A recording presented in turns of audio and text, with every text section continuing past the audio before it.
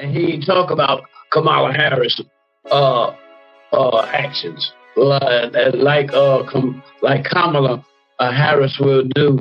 Won't even answer the question and go directly to something else. That's just my opinion. Now, the first question she avoided.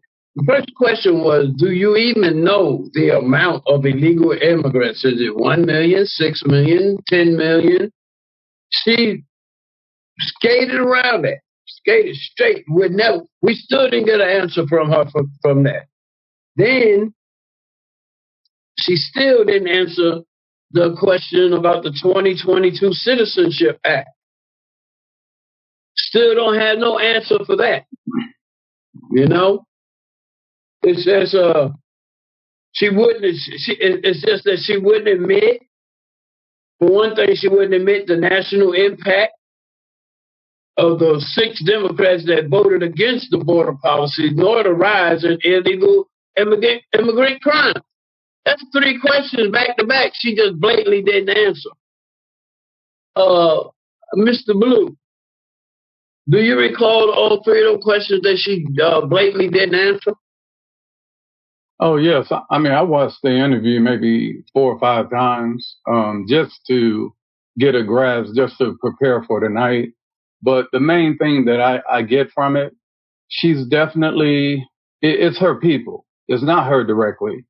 But now we know, if you haven't noticed, each time that she does an interview or does the Breakfast Club or does Call Me Daddy or Howard Stern, her winning percentage drops every time, because the biggest voting pool are unaffiliated and undecided voters.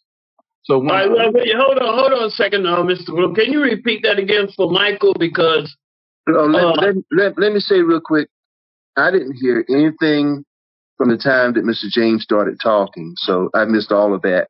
I thought that we all were frozen, but it was frozen for me, so I jumped in on my phone. Okay, all right. So just let you know that. Well, okay, let's go back then. Okay, we said that the very first question was, does she have any idea of the amount of illegal immigrants that her administration, her Biden administration, let into the country? Was it 1 million? He said 6 million, 10 million, what? She couldn't answer that. She didn't. The second question was, she didn't answer the question about 2022 Citizenship Act. She didn't answer the question about the national impact. What was the question about the Citizenship Act? Asked her, what did he ask her, Sam? It was, how come it was never brought up for vote when they had the Senate, the Congress, and the White House? Okay, so yeah. How come that bill wasn't even brought up? And that was the question that she wouldn't answer also. Okay, so here's the thing. First, Mr. Fitz host said that she couldn't answer about it, which made it sound like she didn't know what the bill was. I mean, she did. But secondly, you don't bring things to the floor unless they're negotiated where you know they're going to move.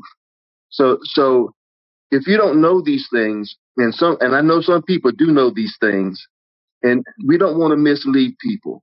There's no need in bringing something to the floor if you know it's going to fail. This happens all the time.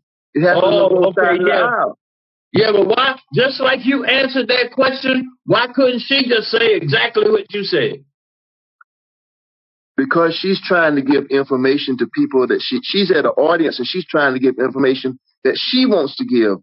You and I talk about technicalities about how the House and Senate work, but that's not what she's trying to relay to people. She's got a message she's trying to give. You're not receptive to the message, but somebody there might be. Yeah, I know you don't want to hear it. Now, I did hear a little spot where Mr. James said something about me using the word to describe her as black. I like to understand what the conversation was there, because I couldn't hear anything else.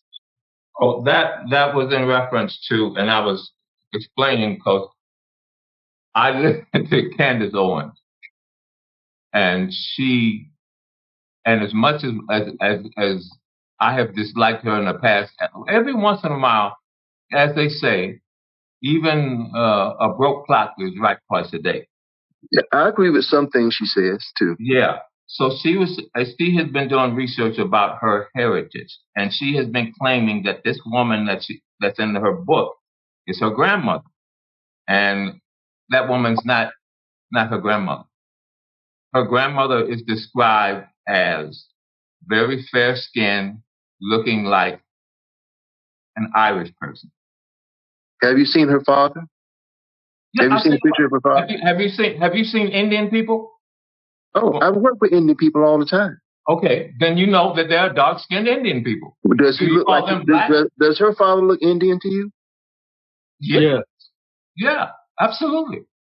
Have you researched her father's heritage, his background? Candace Owens actually spoke to his brother, and he's going to be interviewed by Candace Owens. She's working on that now. She's flying him to the U.S. to do an in-person interview. She has already spoken, and when she showed him the photo of the lady that Kamala put in her book, saying that that's her paternal grandmother. That's not Kamala. That's Kamala. So let's not be Trump. It's Kamala. Okay, go ahead, have your show. It's Kamala.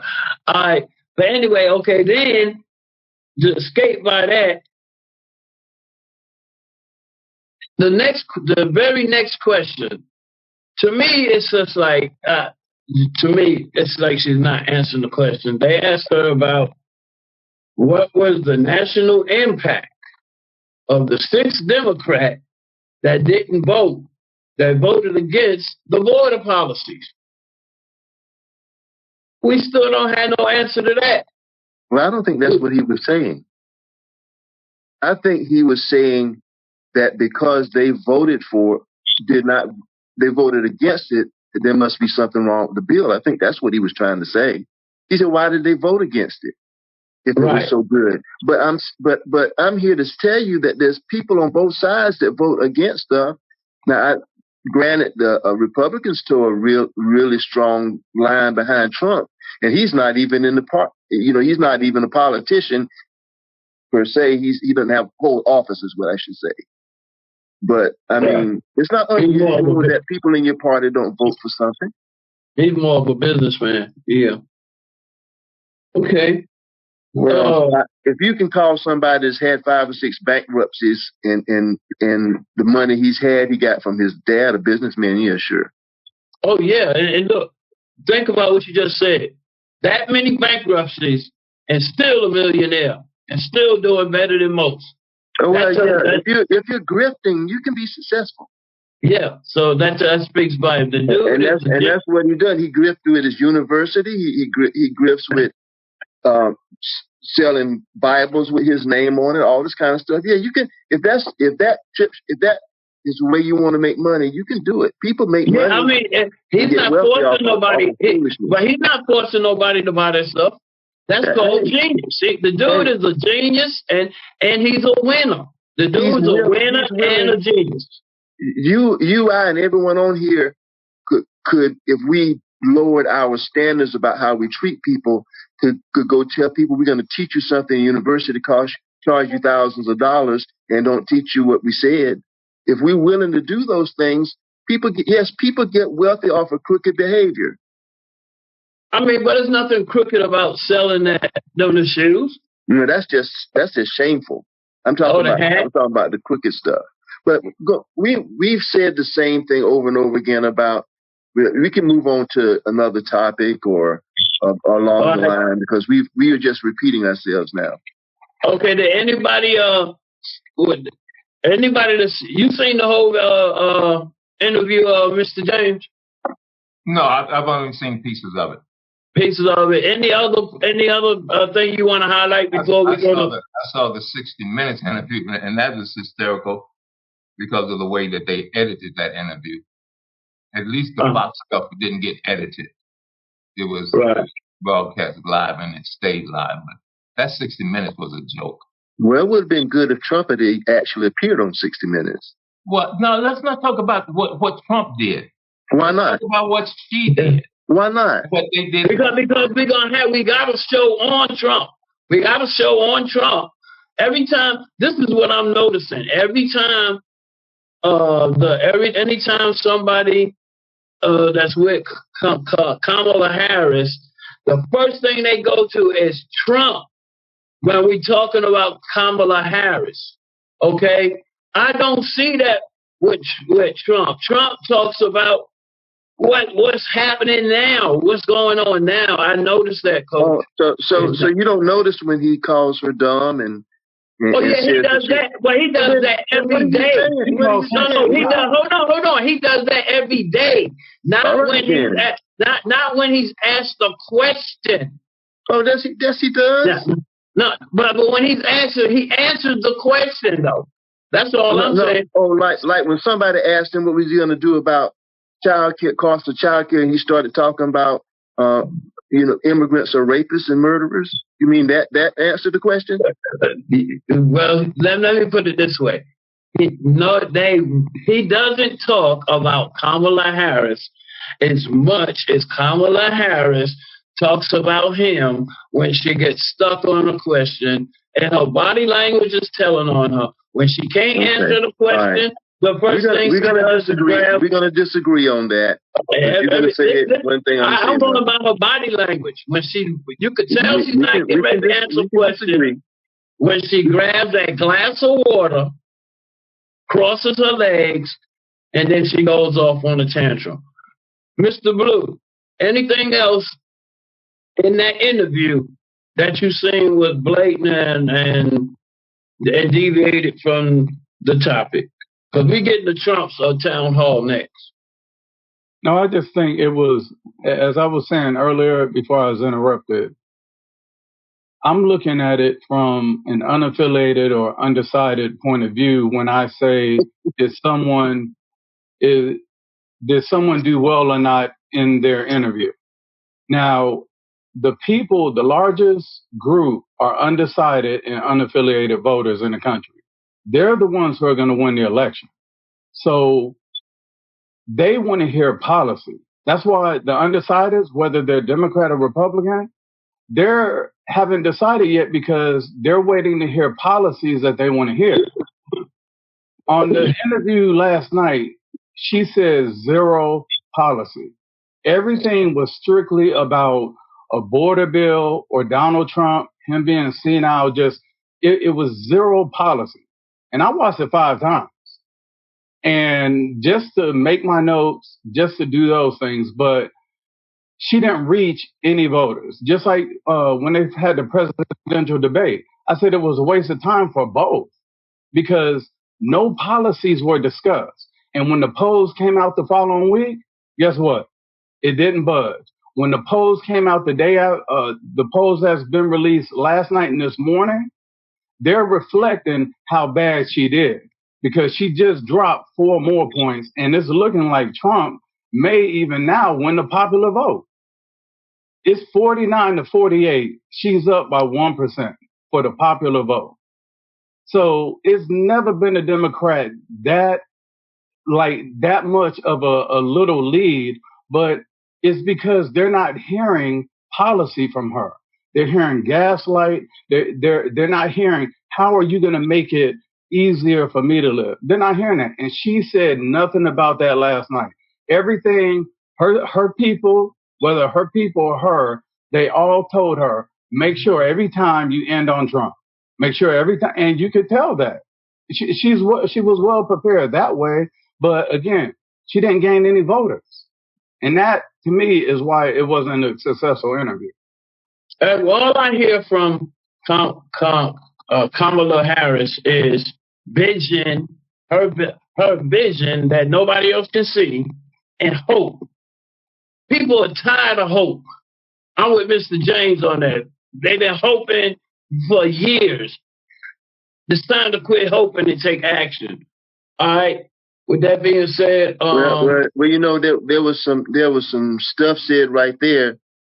Zero policies. I heard plenty of policies.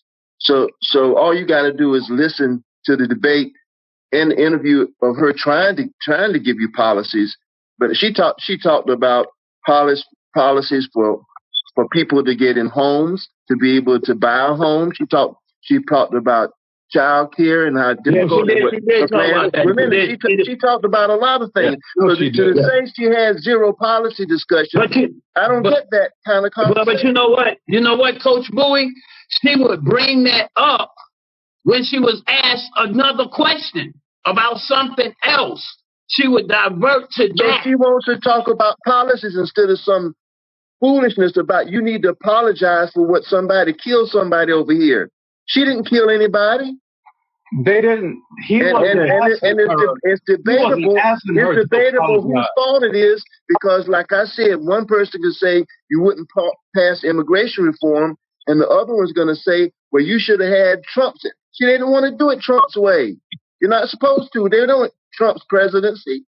What's the first thing Trump did when he got in the office? Is start ripping up what Obama did, and he tried to kill the Affordable Care Act every day. And then he come on talking about, I was trying to save the Affordable Care Act, and he was killing it. He's the one that said repeal and replace and didn't have anything to replace it with. And even during this debate, he said, I have concepts of a plan.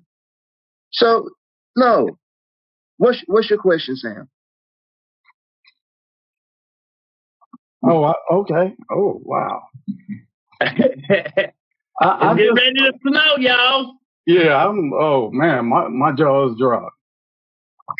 I basically, when someone asks a question about a policy, even a specific policy, and something that happened 3.5 years ago, the question was, do you regret, or is there something you would change about when you first came in and you removed all those, you guys signed all those executive orders to open the border?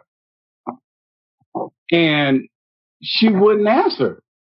If I'm in that position, I'm going to be like, yeah, in hindsight, we all could have done things that, in hindsight, we all make mistakes. So the thing is like, and I'll land on this point. This is what, because we got to get to that next video. This is what Dr. James said earlier. Anybody that lies about their family, I spent my own money to do my research, to get this book and to do my research. Why would you say that this lady here is your paternal grandmother when they did the research? This Irish white lady is your actual grandmother. So you say. And hold on. And how is it that in this book, on this page, this photo, she says, taking a picture of my grandmother when I'm back home in Jamaica. Well, guess what? Her grandmother died in 1960. Kamala Harris was born in 1964. Who is that? It's possible to take that picture. Who is that? From her book? From whose book? This Kamala Harris book she released in 2019. That's not Kamala Harris. That's not Kamala Harris' book. That's Kamala Harris' book. Dude. See, the reason why I object to you people saying Kamala, the reason why I object to you people saying Kamala is because that is a trope of a wrestler in whiteface. Her name is not Kamala. That's what Trump keep putting in your ear, so you repeat it. You don't put Kamala. Why do you keep that? Yeah, okay. Hold on, Coach. Go ahead. Finish your point, Sam.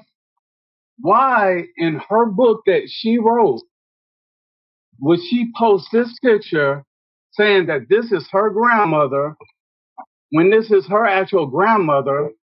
But in this picture where she posted in her book, where she's at least 20 years old, her grandmother died in 1960. Kamala Harris was born in 1964. So, Mr. Bowie, tell me that you don't have a problem with that, somebody lying about their heritage. I don't know whether they're lying about their heritage or not. Do you know that I've adopted children? Does that make me their daddy or does it when not? You say paternal, what does paternal mean? I don't know that. I'll read it now and I'll respond to you. But just on your say, so, I'm not going to take it for face value because I hear what the things you're saying now, and you just all over the place. I don't know how to characterize. Sam, you got to give him. You got to give him time. You got to give him time to research that too. This might be new to him.